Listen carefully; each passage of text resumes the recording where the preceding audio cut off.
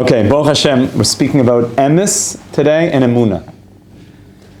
This is going to probably take us towards the end of the Zman.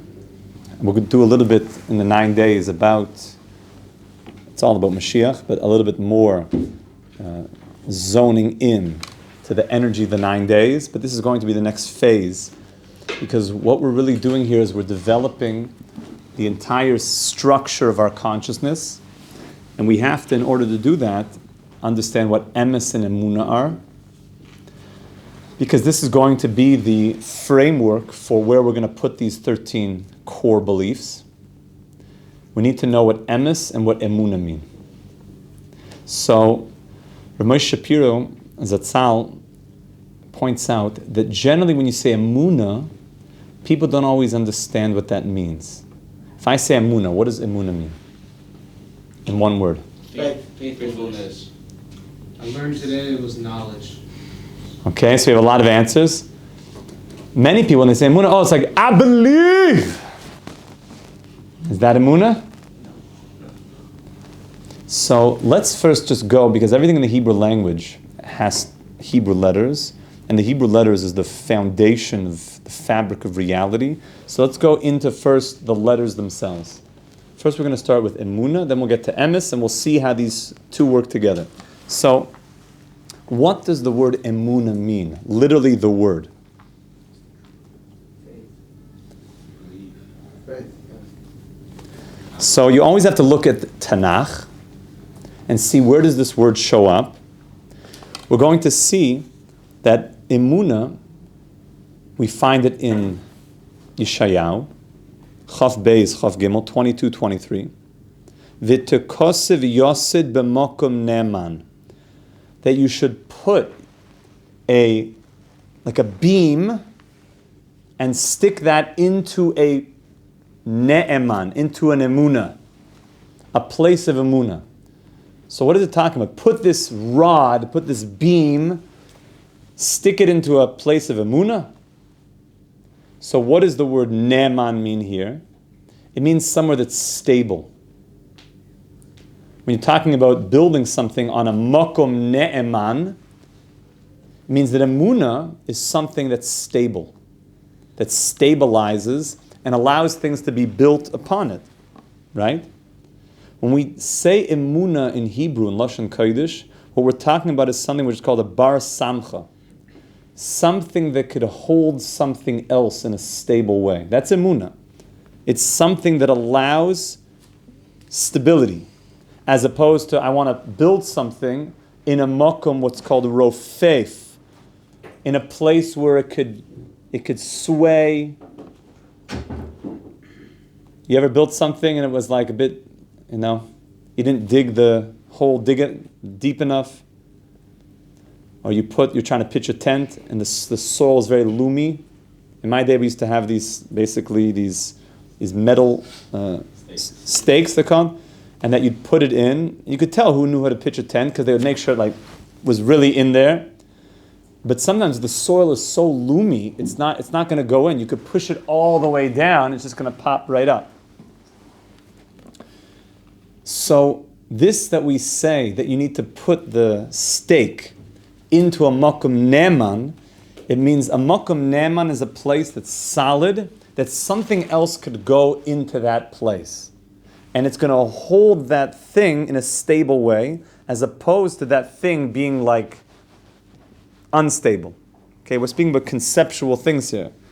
Because the thing that we're going to put in the Emunah, we're going to build on the Emunah that has to be solid, is something called emes. But we're about to see that emes is something that only really can stand on Emunah. Okay, so we're building it up step by step here. So what's Emunah? Emunah means that which is a bar samcha, that which is something could be built on it, and it's not going to be flimsy. It's not going to be shaky. It means that it's solid, but the solidness is to hold something else. Okay, so far so good. When we say that somebody, I think Adam, you were pointing this out, when we say that somebody is an ish ne'eman, What do we mean by that? Wow, he's ne'eman, this guy. Trustworthy? It means he's trustworthy, he's a solid guy. When you say somebody is like ne'eman, you're using the word emunah. Is that you could count on this guy. You always know who your friends are, because when you say, I'm flying in, they're like, I'll pick you up from the airport. And then you're like, yeah, but the flight gets in at 3 a.m. He's like, yeah, I got you, bro. I got you, don't worry. And he's there. That's an ish ne'eman. Right? I think Seinfeld had a whole bit on that. Like, it's the guy that picks you up from the airport, friend. It's a good bit because it's true. Because that shows a certain amount of like, I'm there, I'm trustworthy, I'll be there. Ne'eman means something which is trustworthy, which is solid, that you can count on. Like we just said, that when you want to build something, that it's in a place that's going to hold the thing that you want to build on. It's not going to be flimsy and fall over. It means something that you could count on. So when we say that somebody is ne'eman, the word emunah, it's the same letters. An aleph, a mem, and a nun. That means that somebody is trustworthy, that I can count on them, that they're ne'eman, that I know they're going to be there. If somebody says they're going to do something, that they mean it. You could be soymech on that person. In other words, he's not going to change. If he says he'll be there, he's actually there. I'd love to say we have more people like this in the world, that when they say they're going to do something, that it's like in the bank. Right?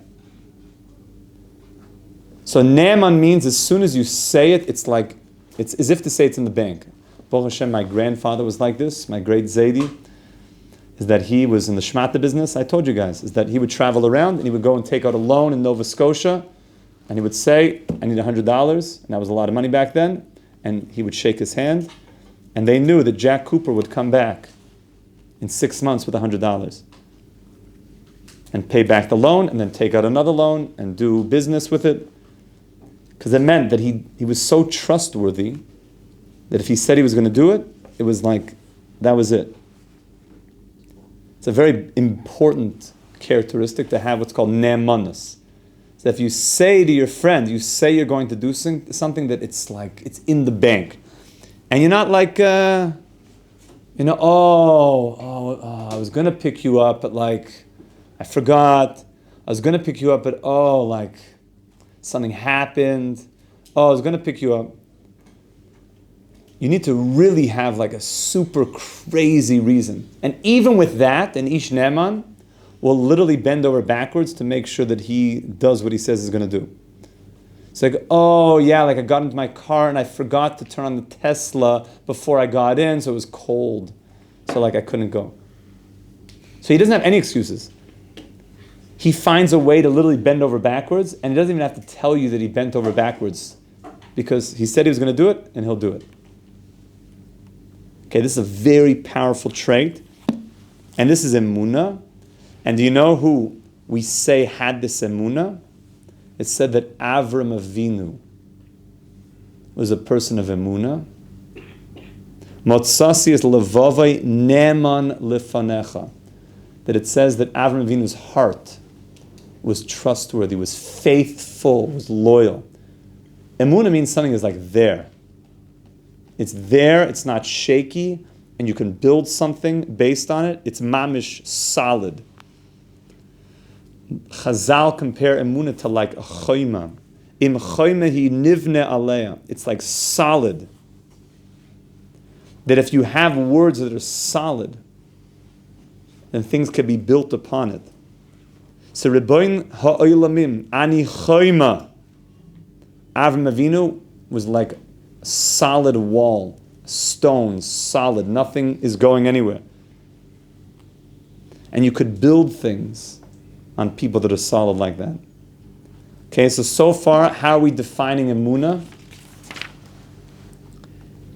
First step we said is it's something that when we put something into the ground, that it stays there, it's solid. It's like pegged in a very powerful way as opposed to it being shaky, which means emunah is the place where something else will go, will be built upon. Then we also said that people can be people of emunah, and we said that those are people that are trustworthy, like an ish neman. He's someone that I could trust. I could depend on them. Yes, Yosef? So when I think of betachan, I feel like that's more solid and that's more built on trust than emunah. So we'll get to what betachan is. But right now, understanding the rubric of emunah is that it's something that's so solid that it allows things to be built upon it. Okay? Who is the beginning of those that are what's called the ma'aminim, the believers? So Avram Avinu. He's what's called the Rosh HaMa'aminim. Avram Avinu came into a world that everybody was pagan, worshipping idols, and he was the first person to be absolutely trustworthy, solid, that Hashem could, so to speak, build a kingdom in this world on Avram Avinu. He was like the ground that was solid, that God said, I could build a destiny from you. Because he was an Ish Ne'eman. And the Torah, King David, when King David wants to define Avram Avinu, do you know the language he uses? A very powerful language. He calls him the Eitan HaEzrachi, the Titan, the mighty one from the east. Very beautiful language. The mamish, mighty Titan, who's somebody that doesn't just flip-flop. Solid. When he says he's going to do something, solid. And he wasn't wavering. Oh, Avram Avinu, oh, come on. Everybody's doing the pagan thing. Like, get involved. Everybody, solid, unwavering. And the kavanah, the Gemara says in Baba Basra, which the Jewish people are learning right now, in Daf Yomi, Baba Basra, says that when David Melech said, Eitan HaEzrachi, the Gemara says the kavanah is Avram Avinu, who was an Eitan Chazak Kamoit Sur. He was solid like a mountain, like a stone that's, you could build on it. Build. Stone is solid. Stone is not going anywhere. Stone is powerful. Meaning that Emunah has a connotation of something that's powerful. Chayzik v'kiyim. It's powerful, it's there, it's not going anywhere. The Kaisel is here. We're talking about thousands of years. It's not going anywhere. Thousands of years. We forget about that. When you're young, you're like, yeah, stone, like it's been here a while. You're like, oh yeah, okay. And then like a couple decades later, you're like, it looks exactly the same. I guess it's, this stuff is solid. So this is all a mashal to understand that Emunah, that Avram Avinu is levav neman. It means something that's very solid, something that's consistent, solid, and allows things to be built upon it. Okay, that's step one. Step two. The Emunah, though, that we're talking about is really a secondary step in this journey because there's something else that we need. You could be solid in something, but what are you solid in? You're solid in what? If Emunah is the place that you can build things, okay, that's good that it's there, it's solid, but what am I building? What's the thing that I'm trying to hold? Is emes. Okay? Emes is called truth. Okay, emes, it says that Hashem, so to speak, chosmei shel HaKadosh Baruch Hu emes. When the rabbis want to describe God's signature, and they're speaking in analogy here, when they describe God's signature, when you have a signature, what you mean is that the entirety of me is now being put here. I'm so to speak, symbolically putting everything that I am in this, that I'm behind this, that I agree to this, that this is the entirety of me. That's what a signature is. So when we say God's signature, we're, so to speak, saying the entirety of God, summing up, like distilling God of what He is, so to speak, even though God is the infinite, so we're not speaking about the infinite, but God, so to speak, saying that I want to bring my infinite and express it in this world. When we say that God signs something, the signature God signs is emes. he signs Kaviyachal, his name, Emes, truth. So this is something that the Yud Gimel Ikarim are going to very, very deeply bring us into as we're going to go through this journey together. This is going to be a number of months, B'siyam D'Shmaya.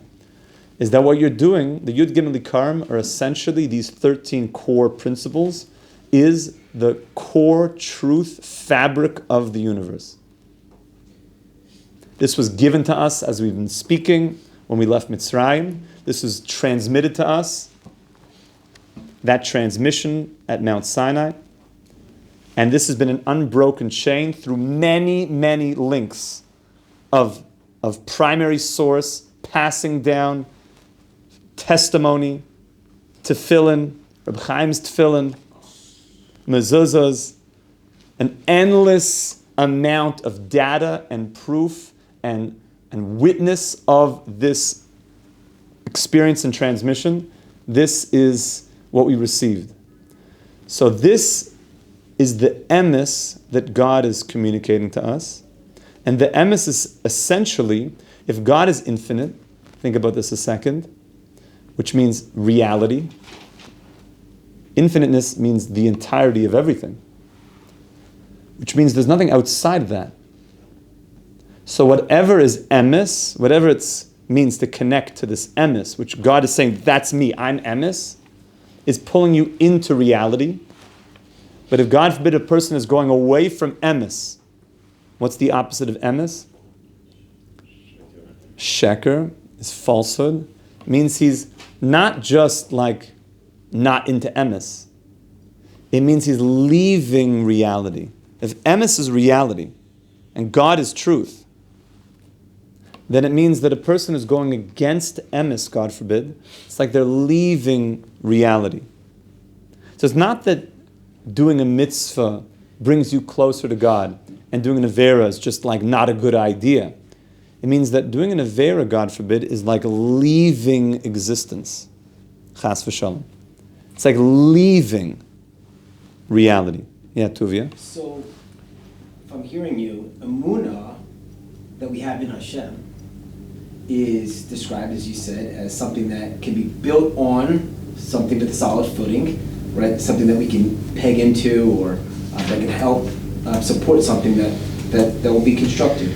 So every morning we get up, we say Moda'ani, and we get to the end, we say Emunah Secha, which is translated, or Scrollian, as my faithfulness in you and yours in me. And so how is that connected here when God's seeing faithfulness in us? In some way, there's a level of Emunah that he has in us to get up and deliver ourselves in a way that he wants. So we're going to get to that, but really what that means is that if God is saying that I have Emunah in you, Emunah Secha, it means in a certain very deep cosmic way, God is saying that you are trustworthy, that I can implant myself into you, that you won't be shaky today, you'll allow me to build this kingdom in you, that you're going to be solid, and you're not going to be like some flaky guy, like whatever, I don't know, tefillin, or the buffet breakfast, or whatever, I don't know. Put on the tefillin. I believe, you can have the breakfast afterwards. I'm saying you're going to be solid in your foundations, you're going to be solid in your emunah, which we're going to get deeply into, that God says, I can make my home in you, because I'm emes. What we're really going to be going into is that emunah is going to be the solid ground that emes will be built upon. Okay, this is a very important topic as we're going deeper into then building the emes of the Yud Gimel Ikarim. Yes, Yosef. So, I'm sorry, I'm just going to ask this again just because I'm not satisfied. What is the difference between Emunah and Bitachon? The way that the Ramban and others explain is that Bitachon is the fruit of Emunah. Essentially, that when you have Emunah, the fruit is that you act in ways that display your Emunah. It's the that's birthed out of a psychology of living with Emunah. Okay, so you'll think about how Bitachon is the fruit of Emunah. Okay? Okay. Emunah in our story, though, we're going to see is really a second part of the story. Emes is connecting to the reality. The truth is the truth. Emes means I'm connecting to the reality. What I need after I do that is a place that I can have this reality exist that's going to be solid. Because there may be things and situations in a person's life where you might know something is true. Did you ever have an experience where you experienced such clear truth of life? Maybe you heard an amazing speech and you realize, I can never say evil speech ever again. It's like so clear as day. I'm never going to say Lashon Hara ever, ever. And then you go down and eat some schnitzel and then you like say something like, you call this schnitzel? Bro, 2 minutes ago, you just said you're never ever going to say Lashon Hara. And now you're like complaining about the schnitzel and saying, you think the chef knows how to whatever. What happened to the emes? You knew the emes. So the answer is that emes without emunah means that the emes is on a shaky ground. And you could lose the emes. Means in the moment you might see the emes, but without emunah, the emes could easily just be forgotten. You're going to have to go pursue that again. You're going to have to re-tap into reality, because emes means reality. But when you have emunah, it means that you're holding on to the emes. It's not going anywhere. It's that when you walk downstairs after the shir on Lashon Hara, and you tell yourself, like, I'm not saying Lashon Hara. And you start living with that, and the emes doesn't go anywhere. Okay, this is a model we're building now as a way that's going to take us in to the entire story of the Yud Gimel Ikarim. Okay, so in summary, what did we see today? We saw that there's Emunah. Emunah means solidness, continuity, a place that I could put things that it's not going anywhere. Like an Ish Ne'eman, like he's always there. Like Rav Gil is going to be at Shachris tomorrow morning. You know the sun is going to rise in the east and set in the west, and you know that Rav Gil is going to be at Shachris. Okay? Rav Gil is an Ish Ne'eman. You know that. It's like in the bank. Right?